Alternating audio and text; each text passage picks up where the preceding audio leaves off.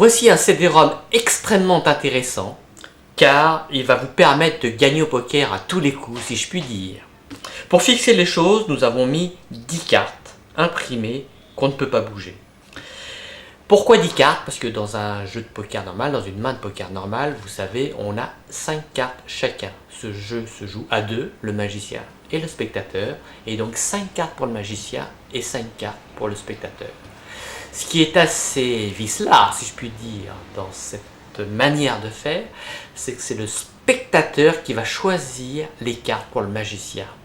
C'est-à-dire que de l'autre côté, nous avons donc le dos des cartes qui est également imprimé. On peut faire semblant de mélanger, de toute façon c'est imprimé, ça ne change pas grand-chose. Et nous avons ici 5 trombones, et le spectateur va choisir lui-même 5 cartes qu'il va, si je puis dire, trombonner au hasard ou suivant ses goûts. Ces cartes, je répète, seront les cartes du magicien. Les 5 cartes restantes seront celles du spectateur. Supposons qu'il choisisse ces 5 cartes-là. Il n'y a pas de forçage, il fait vraiment ce qu'il veut. On regarde ce que ça donne. Je répète, les cartes avec trombone sont celles du magicien.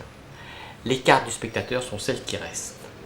Et le magicien gagne à tous les coups. Alors, les cartes du spectateur, nous avons un roi, un deuxième roi, une dame et 2 as. C'est-à-dire que le spectateur a une paire d'as et une paire de rois. 2 paires, as, roi.